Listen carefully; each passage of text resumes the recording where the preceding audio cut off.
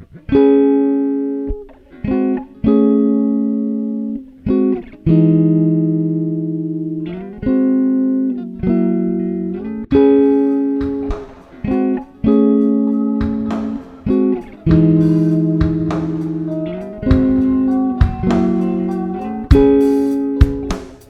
it going, guys? Welcome back to the Storyworks podcast. I am your host, Zac I'm your co-host, Andrew Hall. and we got a new setup for today and today only. Our wonderful audio man he's off. He's off for the week. He's enjoying himself. He's shuffled off this mortal coil. He's gone. He said, "It's up to you now, boys." And he actually died. It was very, very sad. Pour one out to 626. He's with us always, though. I mean, honestly. In our hearts, in our sounds. In our waves. He's not dead. He's not dead. Pranked you. Fooled you. Gotcha. Spooked you. Did we trick you?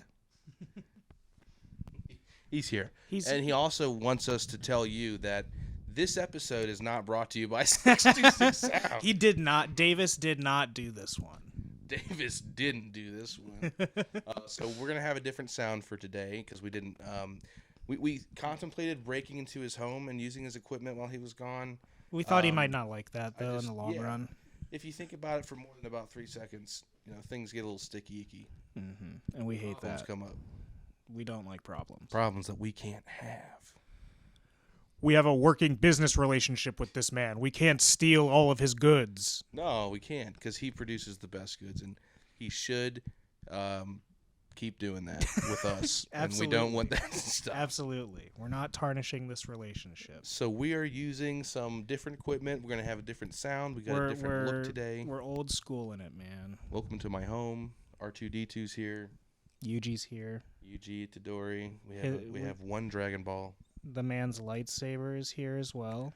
On display. You guys know. If you're listening, if you know, you know. I went to Disney recently. There's that fucking lightsaber. Badass. I pick it up and I play with it every day. It's so cool. It's so cool. Love it. All right. But what are we talking about today? That's the question.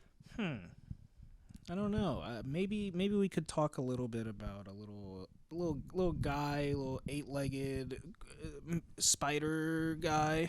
Man spider? Yeah. Him. We are talking about Across the Spider-Verse, a movie that we have been anticipating for a very long time. Oh my god. Since the first one came out, man. And I saw that last scene. Dude, I was yeah. like, there's got to be another one. Oh, and there was, and boy was there. I'm still processing the movie. We've had 2 days now to sit on it. Yeah, and I want to go again, dude. I really want to as well. I was talking to Dan about it. I was like, Dan, you haven't seen Into the Spider-Verse. We need to watch it, and then we should go see Across the Spider-Verse. Dude, anybody who hasn't seen Into the Spider-Verse, especially if you're a Spider-Man fan, wow. You gotta. It's just so incredible. I mean, it completely redefined what a comic book movie can look like. It can look like a literal and fucking not comic just, book. Not even just a comic book movie. It revolutionized animation as a whole. Seriously, absolutely. It had an impact on a standard that was kind of being built, like a Pixar kind of standard. The only other movie I can think of that has kind of captured the Spider-Verse feel, I think, is the new Puss in Boots movie. Yeah, I've got a couple others too that I think even some of the creators, one or both of the creators of Spider-Verse, have done, are involved in. That's got this new kind of art style that's not, it's that offbeat frame rate. That looks weird at first. 14 frames per second or something. Yeah, but it really works for animation, and it's a really new fun way to see the medium that we haven't really seen it. Oh yeah, it's so cool, man. All the choppiness to it, I think, adds somehow to the comic book effect. I remember when there were trailers for Into the Spider-Verse coming out, there was some negative feedback. They were like, "Yo, bro, Yeah. is this shit still buffering, or Bro, something? why aren't you rendering out your effects, bro? They didn't render this trailer before it dropped." Die. Dude, In Minecraft. in Minecraft. I hope your house burns down in Minecraft. Somebody's gonna be like, "That's deep, dude. That's deep. That hurts." When you said, "I hope your house burns down" in Minecraft, I felt that, man. I felt that, brother. Oh man. Yeah. So, and dude, when I tell you that it like set a new standard for animation, you know, Into the Spider-Verse, the first of this now trilogy, 2B trilogy. I didn't think they could really up the ante, top it as fucking hard as they did, dude. Because I was like 100% absorbed into every frame of that movie, man. I could not stop staring at it. It's like, it's so beautiful that you'd have to tone back into the story sometimes. Yeah. You're like, damn, bro. What were they saying? Dude. Because you're just looking at the color palettes. Like, That was some of this movie looked like like JoJo's color panels, man. No, for real. Some bizarre adventures. We can talk a little bit about it a little later on, but there were certain scenes where the background kind of fades away and it's just replaced with just color strokes, just brush strokes. And the way that they like did that, the transition from reality to this like new space was just so good. Oh my god, I know exactly what you're talking about. Shit had my mouth hanging wide open. Oh, beautiful. It's art. It's art. Animation is art. Don't you fucking forget it. We say it all the time on this pod because we are the animation defenders. We have logged on. And we always will be. So before we dive into Across the Spider-Verse, because it's a huge movie with a lot of questions. Yeah. Very exciting discussions to be had. I kind of wanted to start the podcast by ranking. He's doing it, man. He the absolute mad lad. This is completely based off of personal bias, mind you. Everybody's different. Everybody likes different things about their Spider-Man, so I was just intrigued to see what we could work together and come up with for a list. And I would love to hear anybody else's lists. So if anybody wants to do this shit, hit us in the comments. Let us know. Message us. Do whatever, man. Hit us up. But we're going to give it a try. And I didn't write shit down before we started. We are free balling. We are free balling, man. So there's 10 Spider-Man movies. Yes. And you forgot about 2 of them. I did. And that was fucked up. Because I actually like those movies. Rest in peace, James Webb. Stop this. So, all right, man. We're going from 10 to 1. Okay. And so I think the first question that we have to ask ourselves when ranking these movies is what are the worst movies? What are the worst movies that we can choose from here to be 10 and 9? So, in the worst, comes down to 2. It comes down to 2. It's either, Spider-Man 3 Yep. or The Amazing Spider-Man 2. Yep. That's how it goes. Undeniably so. Spider-Man 3, I think, just tried to be way too much and also was not so, and therefore was not enough of anything. Well, see, that is a key issue in both movies, man. That's true. Because they threw way too much into The Amazing Spider-Man 2 as well. They were really trying to set up the Sinister Six. Yeah. And it's, man, they really didn't learn from that mistake. You just made it. And I would say that The Amazing Spider-Man 1 established a pretty cool universe, and then it just got to be a lot. I liked Amazing Spider-Man 1. Me too, man. I think that Andrew Garfield did a really good job as being a witty, cool Spider-Man. Yeah, for sure. And he was a cooler Peter Parker than a lot of people liked. Absolutely. He's kind of a bad boy. Yeah. He's like a science guy, but like, come on, look at him. Yeah, exactly. You think that dude's like a geek nerd? He's not a geek. He's hot. What are you talking He's hot, about? man. He's You hot. got Toby with his big ass glasses. Toby They just being like like a- geeked him out hard as fuck. Toby was also like what 30 or something, playing a fucking He was high schooler. That's a burden he had to take on, like straight off. It's rough.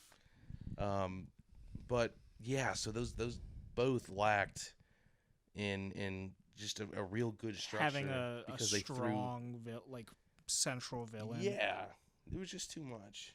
Because I mean, they in Spider-Man 2, they start teasing, Harry.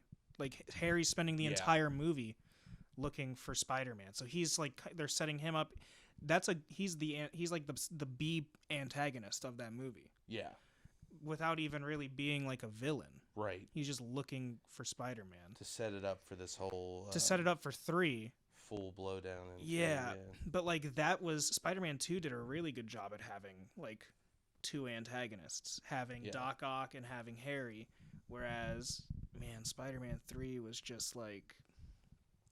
Here's Harry. Sandman. Here's Harry. Here's Sandman. Here's Venom. Dude. I feel great. No, dude. No. Hanging out. God.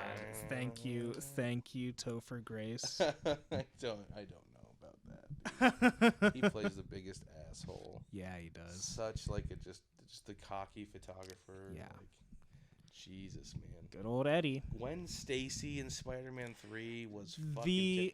Spider-Man is an asshole in Spider-Man 3, dude. Yeah, he is. He's a fucking... Yeah. Like You'll get your damn rent when you fix this damn door. I'm talking even before he's Venom. Like, he's got the parasite on him. Dude, at the beginning of the movie, like... I'm pretty sure Mary Jane is like graduating or something. Like it's an important ceremony going on. And he just swings, like he misses it or he leaves early and he swings in as Spidey to this like celebration stage. Yeah. And Gwen Stacy's there and they're like, ooh, they're just like, kiss her. Ooh, kiss her. I'm like, first off, what the fuck is this? Sam Raimi, what are you doing with that shit? That was a little bit weird on the right. It was very strange. I'm not going to lie. It was very strange. And then, they fucking kiss. He kisses her, and Mary Jane's like, I'm like, this is a lot. There's a lot going on here. And he was going to propose to her then? Yeah. I don't know about that. Yeah. Are you sure? Are you sure about that? You sure about that? Shout out to I Think You Should Leave Season 3. It's here. Ooh, it's out. It's out. But I don't know, man. The Amazing Spider-Man 2 has weak writing in a lot of places as well. So it's really fucking hard. If there were to be a deciding factor, what do you think's going to put one of them at number 10? I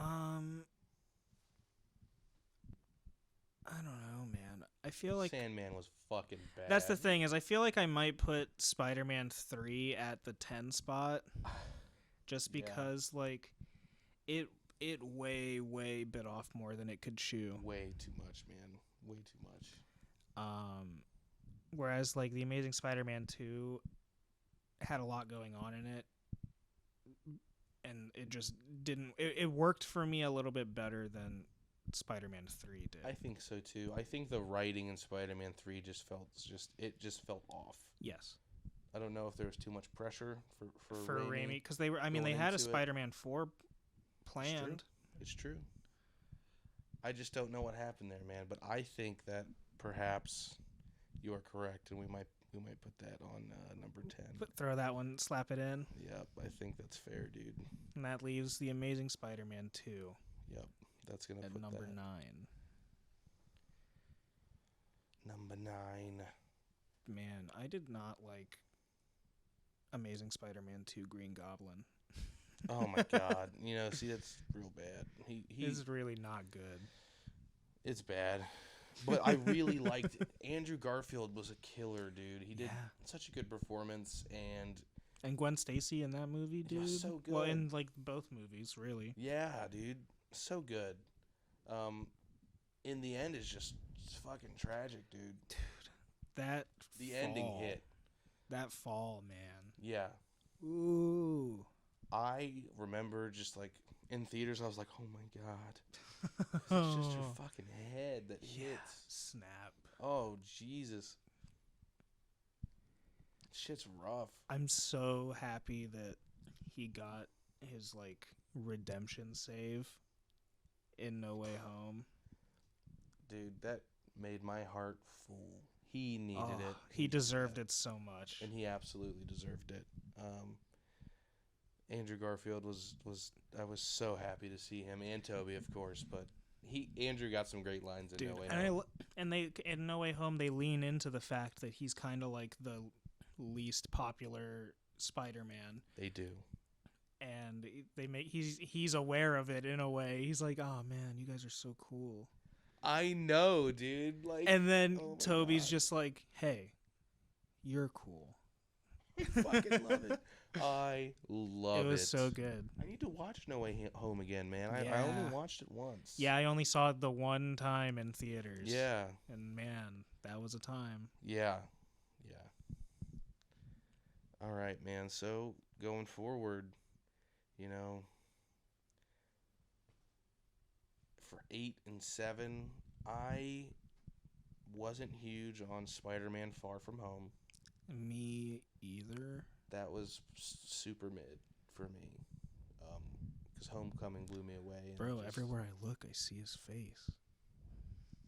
I mean, that was a good point in the movie. Like they were getting a good point across, but I think it's a criticism. Made Peter Parker fuck up so hard. I think it's a criticism of the entire, the entire Home trilogy, which is kind of rectified in No Way Home when you like realize that it is all just an origin story for Peter. But I feel like they really did a disservice to Peter's character in the Marvel movies by making him like such a like Tony Stark like child, like up his ass. Okay, like, yeah. The man like worshipped him like a god. Yeah. Whereas like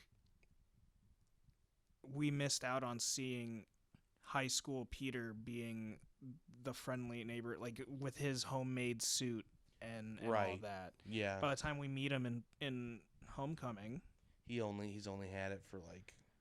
Yeah. They show like clips at the beginning of him. Well, because they introduce him in Civil War. Yeah, exactly. But he's got the Stark suit on. Yeah. But at the beginning of No Way Home, they show him like footage of him with that original costume. Yeah. But that's all you get. Exactly. Yeah. They have that sequence that is fun of him being the friendly neighborhood Spider-Man. Yeah. Helping people out, but he's also like texting happy the whole time. Exactly. There's always that element of like Stark or Shield or whatever. I think it probably has a lot to do with the fact that he was just going around doing that shit, and then Tony Stark was just like, "Hey, you want to come fight Captain America with me?" Yeah, and that's pretty fucking crazy. Yeah, Ant-Man, for sure. Ant-Man holds it to a similar. Yeah, no, for sure. I don't like hold it hugely against the movies. Yeah, but I do We haven't seen an independent. You haven't gotten exactly. And that's the thing that I was wanting to see, like a young Peter Parker going through high school, dealing with like MJ and learning about his powers in like a natural way, as opposed to like, as you said, kind of being like thrust into the superhero community, and then like you go from like being a neighborhood friendly guy to like you're fighting Thanos on another planet in space, and you die. Ouch. It works for the MCU. Yeah. Because that's what the MCU is. Exactly. And they had to bring him in quick. Mm-hmm. But you don't get that independent Peter that you get in like Spider-Man, like the Raimi films or the Webb films. Exactly. And I think a lot of that has to do, honestly, with my feelings about his portrayal in Far From Home. Mm-hmm. He makes some really bad decisions, which I understand. He's a kid. I get it, but he's a smart fucking kid. Exactly. He shouldn't be making mistakes like this. Like Homecoming, I get it, but like I guess they kind of made these movies feel like he's a kid. No Way Home happens. Now he's an adult. Yeah. So it's interesting. I haven't really thought about that too much. That's a good point. That's because I think because that was a complaint that I had with all with Homecoming and Far From Home was that he's so much of a Stark child. Yeah. But then No Way Home comes out and it ends with him, being his own hero, and you realize that the 3 Home movies were just an origin trilogy for him. Yeah. I think that kind of alleviates some of the issues that I had with it. I got what you're saying. Okay. So when looking at number 8 and 7, what calls out to you? For me, I'm thinking Spider-Man Far From Home and The Amazing Spider-Man. I think I could see those. How do you feel about just like Spider-Man Homecoming or I think for me 8 is definitely Far From Home. I totally understand that. So I think that's my 8. I think my 7, I'm stuck between Homecoming and Amazing Spider-Man 1. Okay, yeah, I gotcha. We can talk about that. Because that's good. That's 2 starters to a trilogy. So let's talk about why, briefly, Far From Home deserves to be in the 8th spot. I personally think, like I said, his decisions were so strange. This movie also had the huge burden of coming right after Endgame, which was a earth-shattering event. How do you follow that up? And then Jake Gyllenhaal shows up and is like, "There's a large magma monster in this area, and we're gonna go take him out." I was kind of sighing. Why, God? Why? And we have to go defeat the elemental beasts from the 5th dimension. Yeah. I'm from the 4th dimension. I'm from the multiverse. I'm a new hero. I'm from the and they what are those glasses, dude? You have? And they tease the multiverse just to bait you. Yeah. They're like, oh yeah, I'm Mysterio. I'm from another Earth. And everyone was like, oh, this is it. This is how they're doing it. Oh my God. A couple of years later. Psych. Big psych. Yeah, dude. I knew it was going to be Mysterio, so I also wasn't being led on by the movie. Yeah. How it tried to lead people on. Yeah, how it's like, oh no, he is a good guy. Fans, and not hardcore, just people who if you are aware of the comics, if you watched, the the 90s, 2000s Spider-Man shows. Yeah. You're aware of his villains. Exactly. So that wasn't a surprise to me. The drone approach was surprising. Yeah. There were some fun VFX sequences that I enjoyed about the nightmare sequences almost. Mm-hmm. Those were really cool. And the black space. Yeah, exactly. I just don't. I can't justify Peter Parker's choice in giving this random bubblehead dude. Yeah. The glasses that Tony Stark, specifically the guy chose. who he's so his mentor, his fucking father figure, and he gave it away. I understand the feeling of feeling undeserved, but that's a big thing that you had from pretty much one of the most important people in your lives. I couldn't get behind that. I could never I can understand not feeling worthy of something like that. Yeah. But I would never give it away to anybody else. Yeah, that just doesn't seem like especially to somebody that you just met. Yeah. He knew Mysterio for what, a few days, a few weeks? Yeah. Something maybe a few days, man. That's what I'm saying. I don't even think it was he was on the news and week. He looked legit. He was, yeah. Number 8. Sounds about it's right. number 8. I'd watch it again. It's fun. I like that he leaked Spider-Man as Peter Parker. Yeah, it set up a good plot point for the conclusion of this origin trilogy. For sure. So we're slapping that right there. And then we got to talk about number 7. Number 7. You're saying possibly Homecoming or I'm thinking, because I could see agreeing with you on Amazing Spider-Man 1, but I also kind of think about Yeah. Homecoming. Yeah. Okay. Before we get into it, we're gonna let my cat up because she's getting a little feisty. Oh, wait. No, we have a new guest. Oh, it's my wife. Hi, honey. Aw. My wife is nice. My wife, she has hair. She has hair. That's an infomercial sketch. Thank you, Alan. Just so you guys know. Can you let Ahsoka out of the basement? She's done being in her abode down there. In the abode. Oh, that's fine. She might try to walk on my computer, but that's fine. She got real dangerous earlier, man. She did. She did things jumped she onto never the TV does. stand, man. I've never seen her do that before. What's going on, Ahsoka Tano? Oh, she's here. That's your name, Ahsoka. You don't really act like Ahsoka Tano, though. You're a little crazy. She's a little bit crazy. She acts like if Ahsoka Tano went to the dark side. Darth Tano. All right, that's my cat lore. Cat lore. So Cat dump. Lore dump. we might have kitty noises. I think that's probably fine for people who like cats. We're going to move forward with Cat ASMR. God. All right. Number 7, man.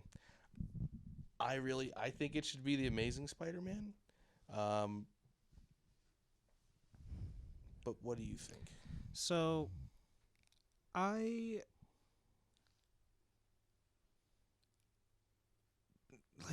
do like the Amazing Spider-Man. I'm not saying it's no. good. See, because I'm kind of the same way. It's a good movie, but it's not. It's very different. It's a different origin. For Peter Parker. Yeah. I mean, his parents are involved. Yes. They I think you see them die or something. I'm not sure. I don't know. If you It's see a them plane die. crash, right? Perhaps that they're on or something. It has been a while since I've seen it. But there's a lot. I know they're flashbacks. they're scientists that work for the government or something like that. Yeah. It's like they have a secret. There's a secret, and I think Ben was things. gonna tell Peter, but then Ben dies. As he does. We don't get MJ in this in these movies. Nope. She doesn't exist. This was a fresh take. I enjoyed it. Love Gwen Stacy. Yeah. She's Peter's first love, man. For sure. Even before MJ. So we're talking about number 1. The one he could never save. It hurts. I don't know, man. There's just something about Homecoming for me that is it too quirky for you? It might be a little too quirky. I think I just didn't really like the Vulture. Kind of. I like Michael Keaton. He did great. Don't get me wrong. But the Vulture is literally just a guy who stole. Once again, for the love of God, I'm getting so tired of saying his name. Tony Stark's gear. He creates so many villains in the Marvel universe. He really does. Fuck, man. He's just a hardworking dude. He's just doing his best. He's doing his best. So I appreciate that about his character. That it's him and his gang of workers whose jobs were affected by Tony Stark. But I kind of just don't like that they are so entwined with Stark. Yeah. It's just kind of always is, right? Yeah. It's just I feel it's almost like a Marvel crutch. Yeah. Why is this bad guy a bad guy? Exactly, and that's like a MCU criticism. Yeah. I think that is a good criticism as a whole. I agree. I don't know how it goes in the comics entirely with his effects on things. But yeah, obviously, I'm sure that Tony Stark leads to the creation of many villains. Yeah. But it's so many. In the MCU, they make it the Vulture, Shocker. Yeah. Why? Why? Why can't they just be dudes who have made this tech? Yeah, right. Why can't Vulture just be a guy who has a wingsuit? Yeah, I'm just a guy with a wingsuit. Falcon was a dude with a wingsuit. Yeah, that's true. It's true. You're not wrong. Shit, man. I don't know. That's fair, dude. And That's fair. dude, and getting to see the lizard in the Amazing Spider-Man. Yeah, that was pretty cool, man. he was pretty scary, dude. The fight scene with them tumbling through the school.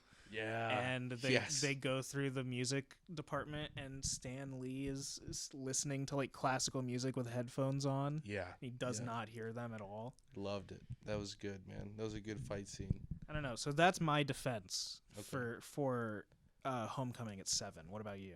Like, how do you feel about that? You're bringing up good points about the Vulture's ties to villainism. He's he's on his like Walter White shit. He's using it as did it for me. Yeah. Oh yeah. He goes through the whole Walter White arc. I was good at it in one movie. I did it because I liked it. Fuck, dude. Something about Mark Wahlberg and Tom Holland's synergy in that movie was super effective to me. Just the way that they acted together, and that oh shit moment when you find out that you mean Michael Keaton? You said Mark Wahlberg. Did I say Mark Wahlberg? You said Mark Wahlberg. Where's my Mark Wahlberg cut? just Mark Wahlberg as the Vulture. The Vulture. It's just a deep fake over Michael Keaton. God damn it. Incredible. Yeah. But yeah, that oh shit moment where that was a pretty good moment. Pete. I did like that. The tensity where you just think this dude is gonna kill this fucking high school kid. Yeah. While he's sitting in the back of his seat. Dude, driving him to prom. He's like, hold on, I gotta have a word with Pete. I gotta give him the talk. I gotta give him the talk. Go ahead, honey. He's like, I'll fucking kill I you. will dead, murder boy. you. They see he's just so intimidating, and I think he plays the role really fucking good. I absolutely. I don't have a problem with Michael Keaton in the role. I understand the ties, though. So I think I can agree. I think I can give Amazing Spider-Man 7. I think I can give that the 7 spot. You think so? Yeah. Okay. And that would just kind of, you think, put Homecoming at for 6 me then? personally, that would put Homecoming at 6. I think that is fair. I think that's fair. We got number 7 and number 6. And now the conversation starts to get a bit more difficult. Yeah. No, you're right. I'm trying scared to. on where to start, I know. I'm man. trying to think through it as we're talking live. Yeah. That's the biggest challenge. And I think for me, it comes down to either Spider-Man 1 Okay. or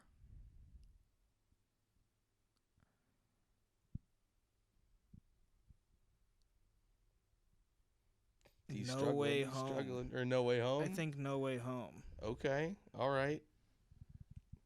So let's talk about it. And I really liked No Way Home when it came out. I think that's fair.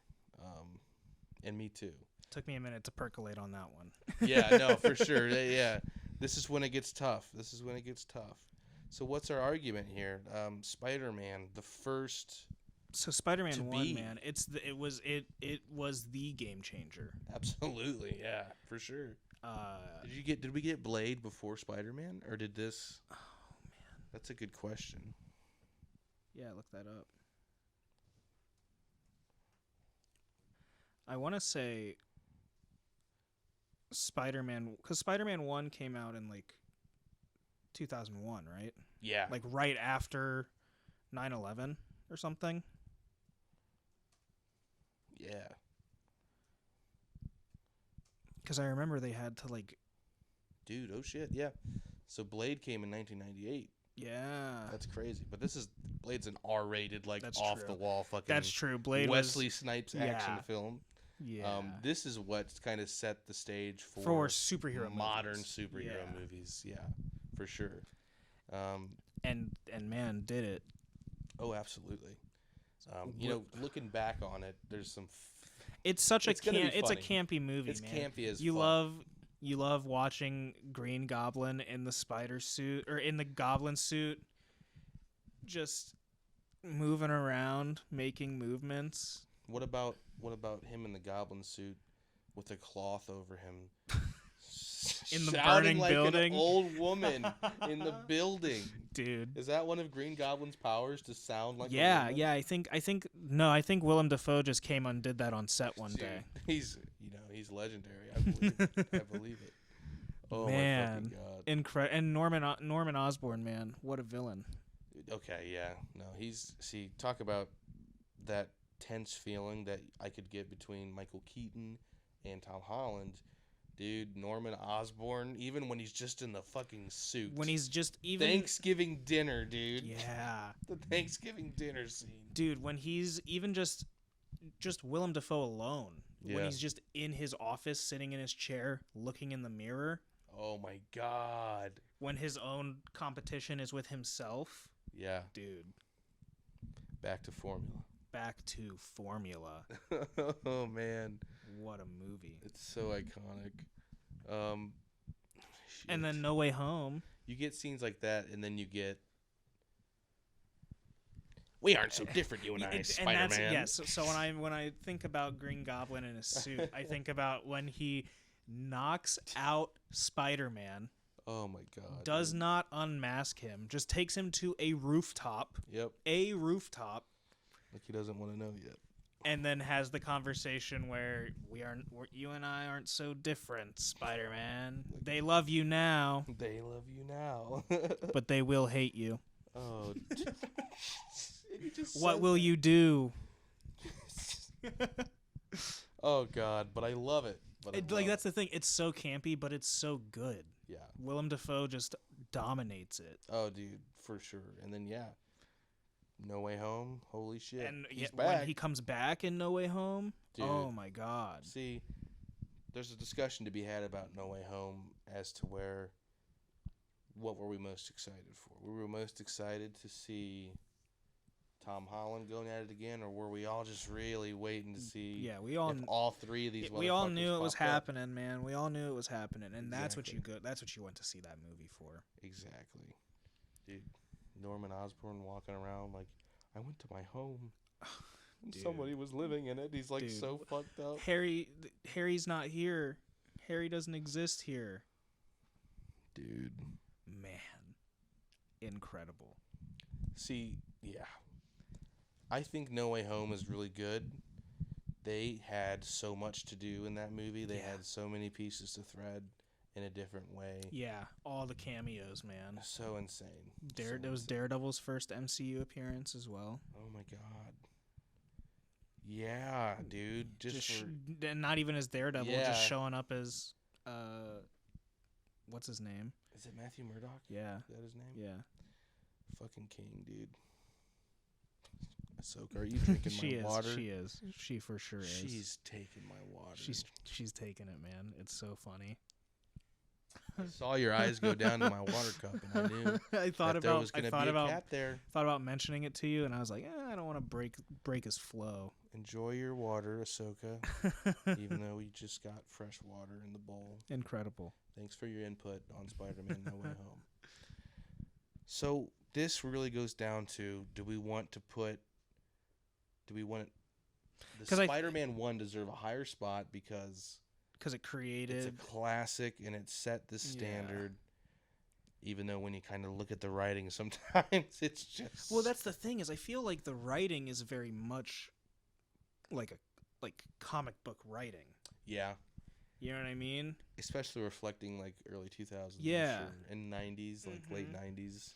It's like Green Goblin tying up Spider-Man on a rooftop and having a philosophical discussion about, like, you and I are not so different. Right. That is very much a comic book. Like, that feels like a comic book thing. Yeah. Like, you could see that turning the page in the comic and seeing that happen. I understand that. I got what you're saying. For me, at least. Like, the MCU movies, man, like, they adapt comics, but, like, they very much put their own spin on things. For sure. Which is great. Yeah. Don't get me wrong. I don't mean it in, like, a negative way, But like in terms of staying true to the comics, Right. and like the feel of the comics, I feel like OG Spider-Man 1 beats out No Way Home in that regard. I think that you're right. And I think that No Way Home might want to go at number 5 because we're more here to see all this. We're not really here for Tom Holland. We're here for Doc Ock and Green Goblin and Toby and Andrew Garfield. I feel like the most enjoyable moments of that movie were created because it was the culmination. Yes, because you got to see resolutions of characters. You get to see an older, mellowed out, mentor figure-esque Toby. You get to see Andrew Garfield, who tells you that an older but more lost, and he says to them, like, after Gwen died, I had a dark period. It was a dark fucking period, man. I was I don't know if he said he killed anybody, but I think he definitely said he wasn't holding back anymore. He was just beating the shit out of people, dude. Yeah. But he also talks about how he got back from that. Yeah. And then him getting his Gwen Stacy redemption, dude. It was needed. Absolutely perfect. Perfection. And that was the the perfect send off for his character. Absolutely, man. Absolutely. They wrapped up things super nice, and getting to hear more about Toby and where he was in his universe and their fun interactions, man. And that's what you went to see the movie for. So I think that we'll put that at number 5 if that's cool with you. Yeah. Because Spider-Man 1 was just that it defined itself by being itself. Very much so. You know what I mean? Very much so. That sounds good. And then it gets, I mean, for me, we'll start talking, What would you put it for? I would put Spider-Man 2 at 4. Spider-Man 2 at 4? But we can talk about it. Okay. Because for me, I would put Spider-Man 1 at 4. Oh, no. I'm sorry. You're right. I was talking about number 3. Okay. I think Spider-Man 1 should be number 4. I think Spider-Man 1 hits number 4 for me. Yeah. For all the reasons that we said. Yeah. But I agree with you. I do think that Spider-Man 2 is the number 3 movie. You think so? I agree. Because at this point, we've got Spider-Man 2 and both Spider-Verse films. Yes. And they're so different, and this is probably a generational thing. I think Spider-Verse hit us. Yeah. Especially as animation fans. As like older, really hard. And we were, we hit that age where we were young adults seeing these movies. Yeah. With the Raimi trilogy, and even that's what we grew up on. That's like kids. Nostalgia. Yeah. You see that happening and you forgive faults. Yes. Because you grew up watching it. Exactly. Exactly, yeah. But like being a young adult, seeing Into the Spider-Verse and Across the Spider-Verse, and seeing what they've done for comic book movies. Yeah. And animation as a whole, man, they just take the cake. I think so too, man. It's that part of the discussion's easy. so the top 2 are pretty set. Yeah. But man, 10 through 3, that was a toughie. Yeah, for sure.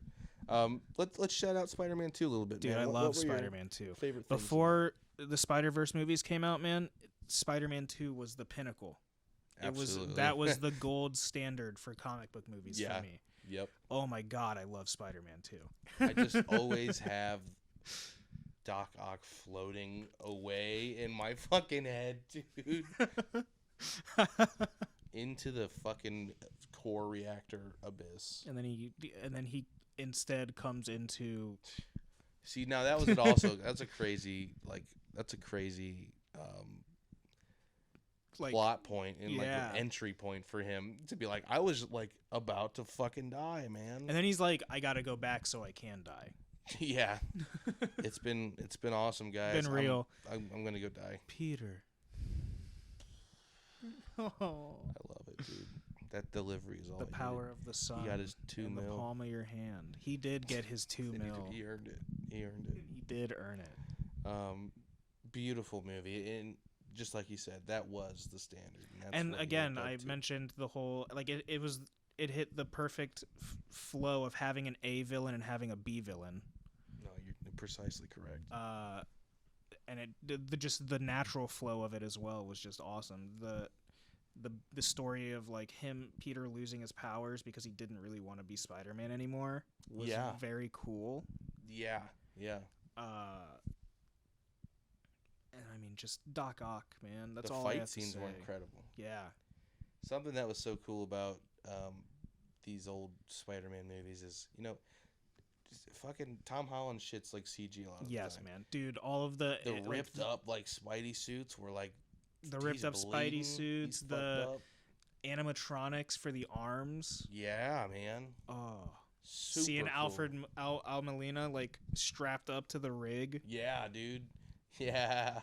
Dude, if you haven't seen this behind the scenes, oh my clip, god, the behind the scenes. There's is so a fucking good. amazing clip of what's Doc Ock's actor? Alfred Molina. He's walking into set, and you hear somebody just shouting Doc Ock lines, just dialogue. Yeah, in the he's machine. walking in with Sam Raimi, and he's like, yeah. Sam's like, so you're doing all right, but I really want you to hit the lines. I want you to put a lot of emotion into them. I want you to really just here.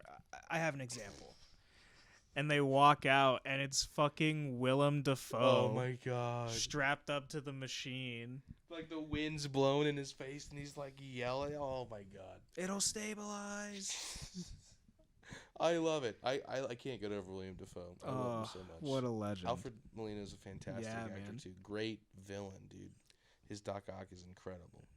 Very like he's like such a memorable Doc Ock as well. For sure, man. For sure. Such a nice guy, and at the beginning, and like Norman Osborn was still a little cold, at the beginning of Spider-Man 1. This guy was he's such a warm presence. He takes Peter in, man. Yeah. And then when shit goes wrong, it goes wrong.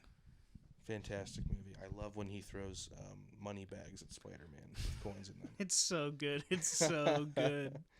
All right, man. So you want him, you're gonna have to go through me. Oh my god. Dude, yeah, when like careful, he's just a kid. Like he's been demasked, and none of the people on the train give a fuck. I love it. That's a great scene, man. That's a great one.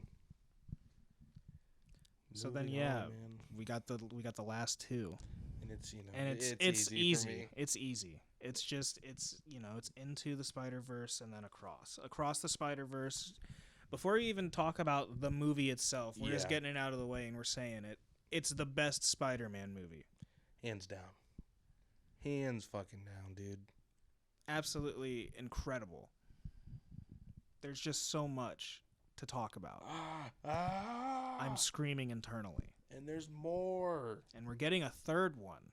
2024 too, man. Yeah. I thought we were going to be waiting a couple years because this animation process is so intense. Dude, it takes a long time. I bet you it was... I wonder if it was like always planned to be a trilogy, or if it was like they were just making this one and it got so long. That's the case, actually. Is it? I listened to an interview with the creators, and they were like, we were writing this out and we were writing it, and we're like, no, this is not a sequel. This is the middle half of a trilogy, because it got too long, and they were just like, there's so much more to tell and do, and so much still happens in this movie, dude. Oh my god, yeah. Phil Lord, Christopher Miller, and also David Callahan was involved in the creation of these movies. Okay, yeah, I was gonna say I knew Lord and Miller. Lord and Miller, dude, they made Clone High. Yeah, they've made some like just wacky shit, and then they just come out with like the most influential Spider-Man movies. Yeah, I think they also did. I'm doing a live Google search right now just to confirm, but I'm pretty sure they did like Cloudy with a Chance of Meatballs. I think so, and they worked on the Lego Movie as well. Yeah. So like these fun, quirky movies, and then they just like blow our minds in the Spider-Man universe. And boy, do they blow our minds! Oh my god. So good. At the beginning of the episode, I think we talked about Into the Spider-Verse and why it deserved, the second spot. So I think we're gonna just go into Across the Spider-Verse. We're going in. We're going in hard. Full spoilers. Go see this movie. Holy shit! In theaters, it's coming please. out. It's coming. We're dropping this pod like 3 days after the movie has come out. Yeah, you got time. Please go see this movie. Go Oh see my it god! on the biggest screen You have possible. to. You have to. I usually don't say that shit, but like, dude, this was. Can you see that in like fun. IMAX or something? Yeah. Oh my god, I would die. Like I kind of if we go again, I want to go to like one of the cinema like XD or whatever, the fucking huge ass screens, big ass sound systems. You know? Oh man, it deserves it. The soundtrack coming in phenomenal. just as hot as the first. Phenomenal. One. So fucking good. I don't know where to start, man. I think you start at the start, man, Yeah. and it's a part of the movie that I immediately loved about it. Yes, is that it's not just a Miles movie.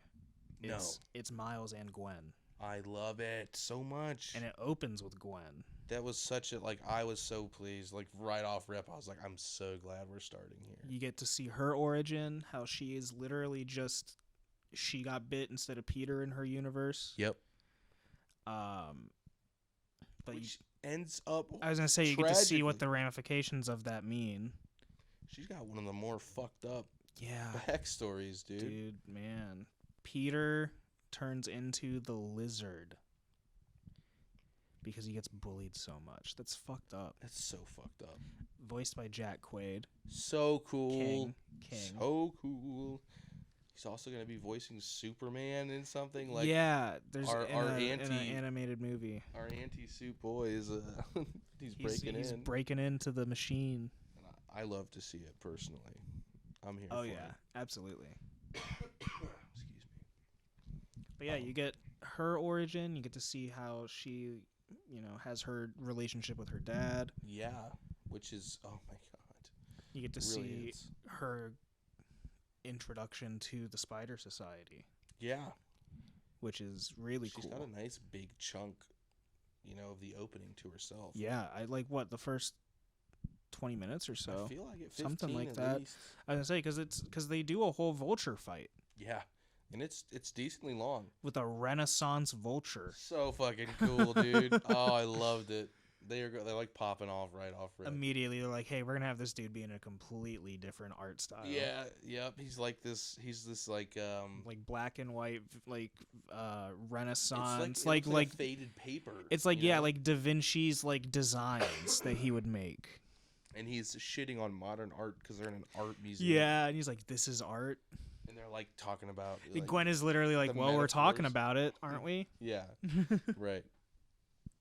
Something to note about Gwen's world and Earth all the 45. Worlds. Yeah, dude. All the worlds in this movie are distinctly different and have their own feel to it, and it's just incredible. This starts out in her universe, and the writers made a point to say that her world is supposed to react almost like a mood ring, like the colors. And it did. Absolutely. And it very much did. Right? And I loved that. And that's the part that I was wanting to talk about when I mentioned things kind of fading away. When she's in her room with her dad talking and the room is fading away and being like replaced with just blue paint strokes, dude. Fucking beautiful, dude. Emanating from her. She's like completely blue. Yeah.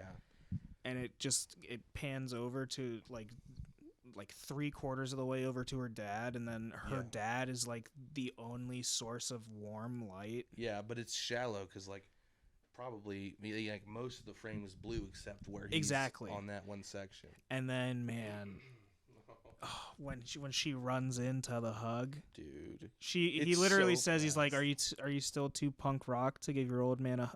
And like before he can even finish, man. Yeah. She's hugging him, and all the blue melts away. Oh, perfect. Dude. So now insane. That is art. That is art. Absolutely.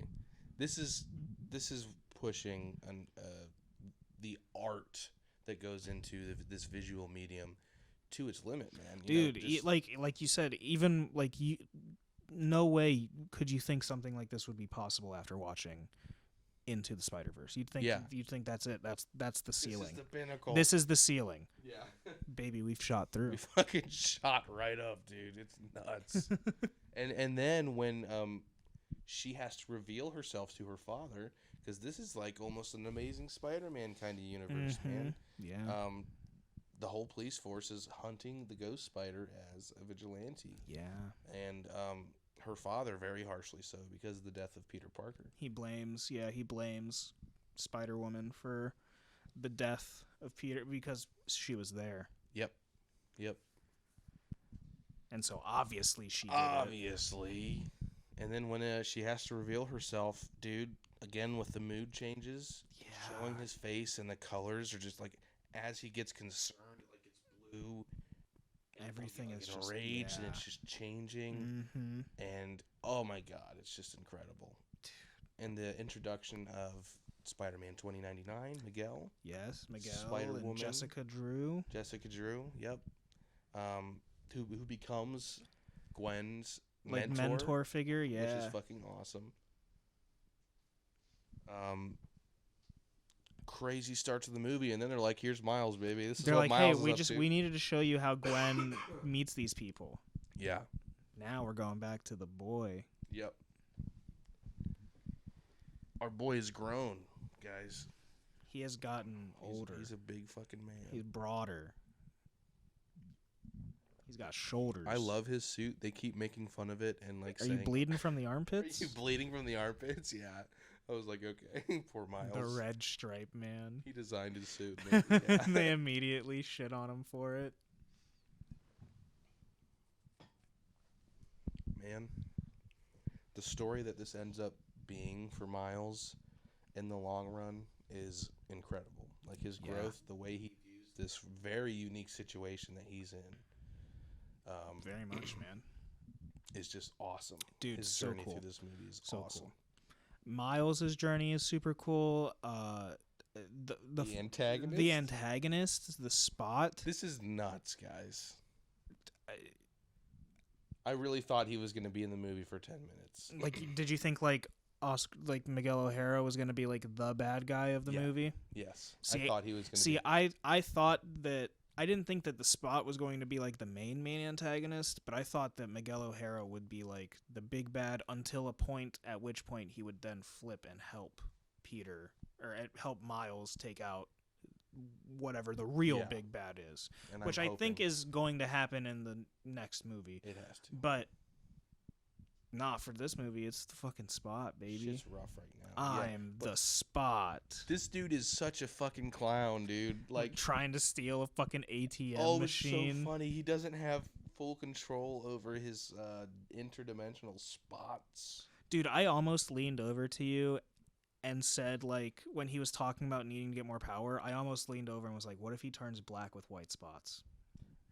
Oh my god. Yeah. Yep. It's literally. And then my dude turns into a fucking eldritch abomination. Fucked up. It's incredible. This dude goes from like the goofiest motherfucker you can imagine. And his origin story, dude. Yeah. He kicks his own ass. He kicks himself into himself. And by the end of this movie, he is fucking horrifying. He looks like something out of a Junji Ito fucking dude, it's scary. manga, dude. The way his holes become like hastily drawn spirals and scribbles, dude. He's the kid. Now my second cat wants my Martina. Martina McBride. Her name is Marcy, actually. Just call her everything that's adjacent. Come on, honey. Come here, I'll pet you. I just gave him water. I promise. I'm a good cat dad. I promise. But man, and just like the Spot's origin. Yeah. Too. He was just a fucking dude. Like I want to rewatch Into the Spider-Verse. Yeah. To see him. As soon as they said, "You hit me in the head with a bagel," I was like, "I know who that is." Yep. I watched Into the Spider-Verse so much. Both of my sons fucking loved it growing up. So we had it on repeat. It also introduced them to Biggie Smalls. Oh man, there it is. When he drops the needle. Yep. Boom, boom, boom. Dude, It's so good. Beautiful. But yeah, just having that, like, he's like, yeah, you hit me with a bagel. Having that guy become the main antagonist of this movie. Nuts. Bold. First off, bold. Very bold. But yeah, dude, it worked. For sure. And you know, it's kind of, they have a parallel to them, Spot and Miles. You know, despite how much Spot's like, I'm your nemesis, you know.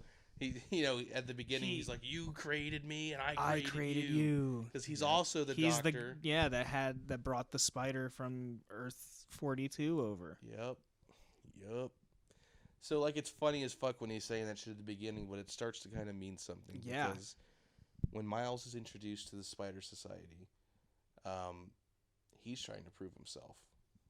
And Spot is trying to prove himself to Miles as his nemesis by, like, cranking up his power as much as he can. Oh, you think I'm a laughing? You want to laugh at me, dude? I'll become so powerful, and I will take everything from you, and then you will see that I am your nemesis. It's really good, actually, dude. It really works. Like, when he first says it and he's like barely powered up anymore, you're like, oh, ha ha ha, this is funny. This is so funny. You're just a bit character. And then he's like, when you're at the moment where they can't stop him. I was gonna say, and then he threatens to destroy another universe. Yeah, he's right in front of the collider, and he's like, "See ya. You're all fucked now. Now you're all in big trouble." Oh yeah. So cool, dude. So good. Yeah. What do you think about Miguel and Spider-Man 2099's place in this movie? I mean, I liked his character. Me too.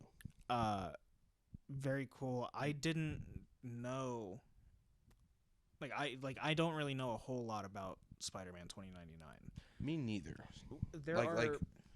There's a couple games that exist. That's like Spider-Man Shattered Dimensions and Spider-Man like Edge of Time or something like that. Gotcha. And they're kind of about like you play as different Spider-Man. You can play as like Spider-Man Noir, Ultimate Spider-Man. Gotcha. Blah, blah, blah. Spider-Man 2099 is in there, and you get a little bit of lore about him there. So like I knew that he works for Alchemax. Yeah. Like I knew that part of his backstory, but I didn't even know that. Okay. Yeah, so he works for the company that did the collider and everything. Did the collider and had the spider that bit Miles. Gotcha. But I didn't know anything else really outside of that. Okay. So like I didn't know that he has to like inject himself with shit. He's like a vampire. He shows spider vampire. Yeah. Like a vampire spider or something. Like what's going on? That's just crazy, man. He's got dark tendencies. Oh god. Yeah. He was scary, man. Like he was fun, and he's like the Spider-Man that's like senior Spider-Man. He has to be the most, the serious. Yeah. He's not campy with everybody else. But that makes he's the straight man to all the banter. Exactly. Yeah. Jessica Drew is able to like pick at him to bring Gwen onto the team. Yeah. Peter B. Parker literally is just bantering with him the entire time when he arrives. When I Miles thought he was gonna tell Peter B. Parker to shut the fuck up at some point, dude. Yeah. Because he was looking a little. Well, at the end there, he's like, "I've had enough. I've had just enough of you." Yeah, that's where he hit it with him right there. How do you feel about all these Spider-Men and women and Spider people? Love it. I love it. You like how they're just in this with him? You know, everybody's because this is all about you coming to terms with like I have to lose. You have to accept this, and I have to accept this loss. That's the thing is like, to keep things in order. What it means to be a hero. Exactly. These are all Spider-Men that they've gone through their traumatic experiences. Exactly. Miles. I was gonna say Miles and Gwen are like in the process of going through it. Yes. Whereas Gwen has even accepted it. Yeah. Well, it's like, but she is even. she accepts it, but then at like the moment that she's given even like the glimpse of hope that like, hey, this might not have to happen to you. Exactly. She's like, I'm there. Yeah. Like when Yeah. when he says I quit. Yep. And she's like, so that means you're not going to be captain anymore? We did it. She's like, dude, things can change. Yeah. We don't have to fucking listen to the damn Spider Society and their web of the timeline, which was absolutely sick. That shit was cool. I loved how they had him. Like I love that it started with like the Loki timeline. Yeah, that was cool as fuck, dude. I was like, okay. There's several moments where they bring the MCU into this, which is Donald really, Glover as the Prowler. So cool. Andrew Garfield, Toby. Yeah. The representation was across the board. PS2 Spider-Man is in here. PS5. Yeah. Spider-Man. The game is in there. Genki's playing the game. Yeah, dude, that's so funny. Also, Genki's line, I'm not your guy in the chair. So funny. I love so it. Good. Denouncing like they've got the character, but just denouncing. He's like, nope, I'm not doing it. Yeah, that's not my position, bro. Meanwhile, in Spider-Man 2 gameplay, Genki is like flying around a whole ass like aerial drone to help out. Oh my god, yeah, right. Oh my god. But yeah, I liked the Spider Society. Like, I think it's like a cool idea, and I think they work well as antagonists to Miles. Yeah, for sure. Considering that Miles is literally like antithetical to everything that they stand for. Yeah. He was literally not even meant to exist. He is and he is the anomaly. Yep. Miguel's it's fucked up, man. Like Miguel's got this disdain for him because he shouldn't exist. And I think the only reason everywhere you go, you're fucking up. I think the main reason for it is because he tried. Yeah, for sure. To have it all. He tried to slip into another Miguel O'Hara's life and live a safe life with the people that he loved. And he couldn't. And so therefore no Spider-Man can. But that's kind of how like I think sure. Miguel's internal thoughts are. Like that's like the darker like side. He's hiding that behind like the Spider Society's mantle of we have to ensure that these canon events happen. Yeah. But in the back of his mind he's like, I wasn't able to do this. So Miles, you can't do this. Like you're not allowed to. That's interesting. Yeah. It's like I went through this 2 times over. Yeah, so like so for you to not have to go over that is like he sees it as like a fucked up thing. He's like, no, it's not fair. That's that's how I kind of view it. I understand that. Yeah, I can see that motivation. Question for you: did that entire timeline like collapse? Like the one that he slipped into? I believe so. Because everything was just like everything TVA, kind of like it felt like the TVA almost pruned it. Like I saw like people were just disappearing almost. I don't know. That's what it seemed like happened. In a certain degree of the timeline fixing itself. Or like if you didn't watch it, but in What If, there's the episode with Doctor Strange where he starts consuming things in order to become like Dark Doctor Strange in order to save his whatever his love interest's name is, the girl. Sorry. No, you're good. You're good. In that episode, he ends up like turning back time to save her, but in the process of doing that, because it was like a canon event, the world literally starts to like fall apart. And Doctor Strange, like he's left in like a bubble. Okay. Gotcha. That like the only reason that he's able to survive it is because he's Doctor Strange. Right. But yeah, he's just his whole like world universe or whatever is destroyed because he tries to save his loved one.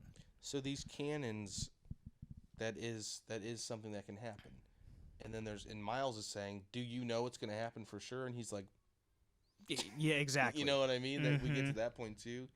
And to bring it back to when I was talking about Miles' struggle through this movie, in the first movie, it's anyone can wear the mask. Yeah. In this one, quite literally, he needs to like learn that, like he's more making himself his own Spider-Man. It's more about putting himself out there, doing his own thing. I don't need to be the same Spider-Man that you guys are. Exactly. And I don't have to. Nah, I'm gonna do my own thing. Exactly, dude. And that just those lines hit so hard. Oh, with like they're on a fucking space elevator, dude. I know. Like, in half of the Spider Society is like trying to climb up to catch him too. Perfect. So good. So Miles is really finding himself as a character kind of throughout this internally, because he's trying to figure out what he wants. He's got school going on, trying to enroll in these classes that are in like New Jersey, and his mom is very much like, no, that's way too far. His mom is very much not wanting to. Whereas he's like, this is what I really want to do. I want to become something. I want to the way for me to work with what I'm good at is to take these classes and become my own person. You got to, and then as Spider-Man, he has the conversation with his dad where he's like, maybe you should let your son spread his wings. Yes, very much so. Very much about becoming his own person. And I like that it rubs off on his dad by the end of the movie too. He even says it. He's like, maybe we should let him spread his wings. Yeah. This movie's great, guys. You got to see it. It delivered in every possible way it could have.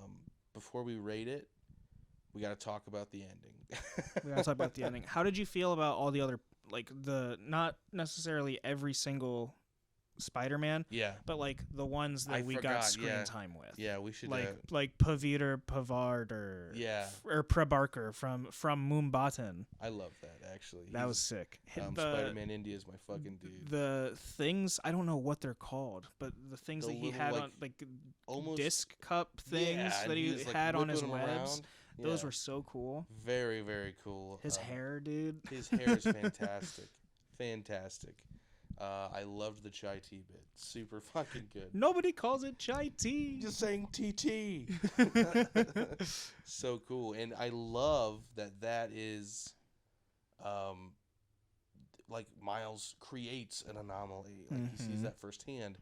But he did what Spider-Man does. Exactly. You're telling me that, like, that's exactly somebody. Like you're in that position. You're gonna let somebody die. Yeah. Oh, I have to for the timeline. That's not what a hero does. Exactly.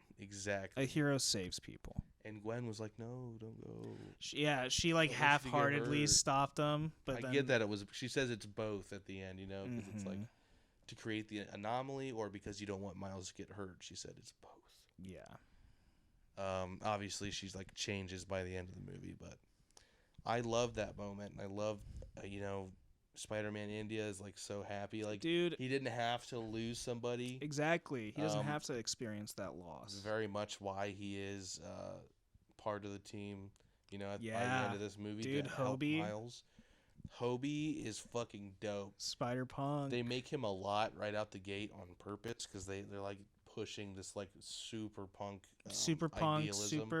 I mean, in his time, like in his universe, he's like, London has fallen to like, it's like Big Brother. It's like 1984, dude. Like, pretty it's much super fascist. Yeah. And my man is just fighting them. He's fucking awesome. And also his art style is so cool. It's a blend of like that Sex Pistols. Yeah. Letter like grunge, that lettering kind of it's different colors. It's dude paper. The way his guitar was like cut out pieces of paper all together. He's got those outlines on him, even magazine cutouts almost. So cool. That's exactly what it's like. I loved his design. I loved his character. I love that he's not about the Spider Society. Yeah, dude. He's like, this hierarchy fucking sucks. Phenomenal. Super good. His connection, him and Gwen's thing. Miles, his whole. Who's Hobie? Yeah, I love it. So when you say you stayed in his dimension a few times, when they're together, he briefly says, he's like, "Yeah, we hang out. She's got my Chucks on." Miles is like, "All right."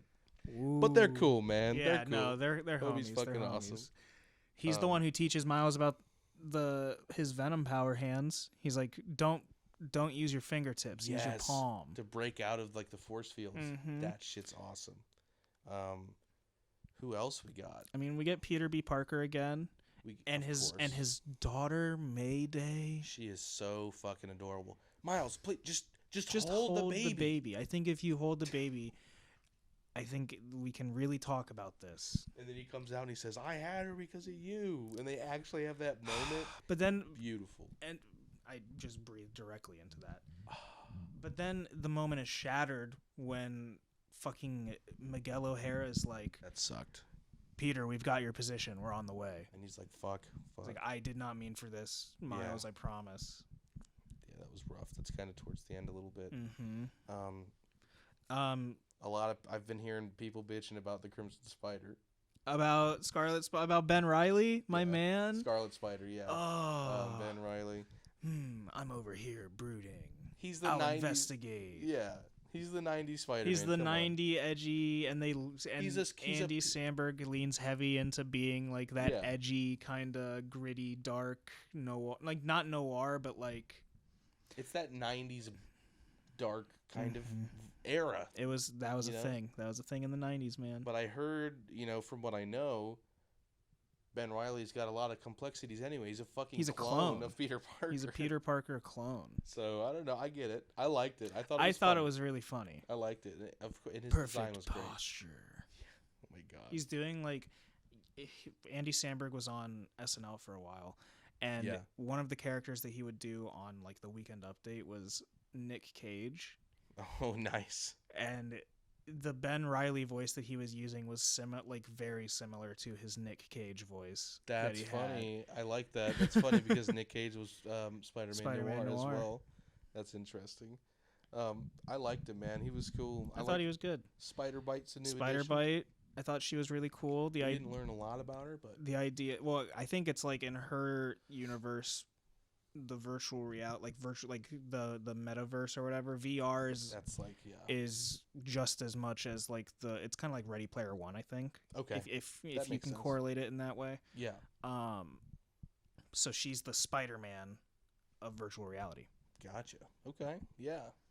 So she's able to create these like hard light. I don't know if they're like hard light constructs or something. Yeah. That she's able to like project like herself through. It's pretty nuts. Yeah. I don't know if they'll explain it because there's just so much going on. Yeah. But she's there. Mm-hmm. She's fucking there. You get to see Penny Parker again. Yeah.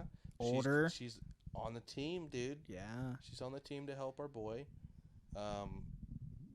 Who else? Was there anyone else on the team to come help him out?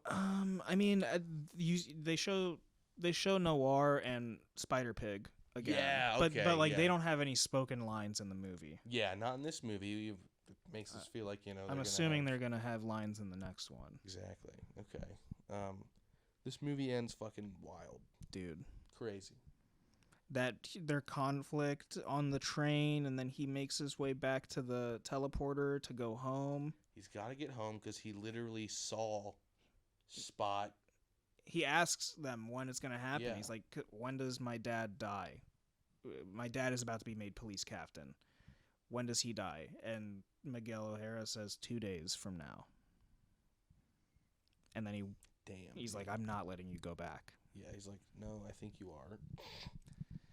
And so they have this crazy spider robot. The go home machine. Yeah.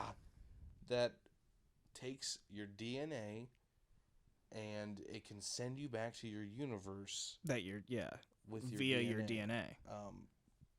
What happens though when your DNA is mixed with the DNA of a being from another Earth? You don't go home. You don't go home. Talk about no way home. There is no way, dude. That's because I was wondering too when he was running, because the lighting, the dark green sky as Miles is running, a lot of darker colors is not matched to when Miguel and Jessica Drew and Ben Reilly come to his actual Earth. Yeah. Like, it's just dark there. Yeah. It's just like a night sky with like neon lighting everywhere. Exactly. As opposed to this like sickly dark green night sky. Dude, yeah, I think that was like the first hint, and I in my head I clocked it, but I was like, Yeah. I didn't register it. Yeah, for sure. It wasn't until he was talking to his mom when I was like, oh fuck. Yeah, you're like, we're not where we're supposed to be. And then that ending reveal, dude. Holy fucking shit. Meet the Prowler. I'm not the Prowler. Dead. That's one cam gone. That's One okay, cam though. gone. We're almost done. We're almost This done. is a Cams. thickie, dude. This is a Breathe. thickie. It is, and it deserves to be. It deserves to be. The reveal of Miles Morales and Earth 42 as the Prowler was fucking insane. Incredible. He's a scary motherfucker, dude. Oh my god. He's about to like it. This is a huge cliffhanger, man. I was shocked. Quite. Like literally. I had no idea that this movie was going to end on such a cliffhanger. No. Not a cliffhanger that says like what's going to happen in the next 3 seconds. Like he's got his hand right next to Miles' fucking head, and it's just... I thought it was all going to wrap up in like 30 minutes, dude. I was like, oh, she's assembling the team together. I was like, sick. They're going to go find him. Credits roll. Dude. Insane. Everybody in the theater was like, what? Incredible, dude. I'm so fucking excited. Dude. March of next year is the current slate for it. Let's go. Let's go. I need Beyond the Spider-Verse. I need it now. I think you're right. I think Miguel's going to have some kind of change of heart to be able to help fix what's going on in the next film. But I think it might take some time to get there because he's agree. a pissed off. I think he's still going to be I think he's motherfucker. still going to be an antagonist for the majority of the film. Yeah. But I'm super excited, man. Like, I absolutely cannot wait. Dude, oh my god. I can't wait. I'm just straight up saying it. This movie is a 10 out of 10. 10 out of 10. Not even... I don't even have to think twice about it. It's so fucking good. It's a 10. I can't wait to go see it again. Yeah. I can't wait to buy it. Yeah. Oh my god. Not the first one. Got to build the collection. This is just... It really has such a renowned story. It handles its characters so well. It handles Miles and Gwen's relationship so well. So good. There's not enough time to talk about this movie. Seriously, dude. Seriously. We want to hear your thoughts, guys. Let us know how you felt. Do you think see this movie? Yeah. Do you think it's the best? Do you agree? Is it number one? I can't get over it, man. It has really just taken the crown for me. Oh my god, it's so good. Please go see it and let us know what you think. Thanks for listening to us gush about Spider-Man. Thank you, thank you. Like, comment, subscribe. Hit the notification motherfucking bell. Ding, ding. Ring a ding, baby. So you can know when we do things and stuff. Thanks for bearing with us with our new setup, our new mics. I mean, not new mics, but temporary mics. Just the little shotgunning situation. Yeah. Thanks for sticking around, guys. Until next time, I am your host, Zac Osen. I'm your co-host, Andrew Hall. And this was the Storyworks Podcast. Sayonara.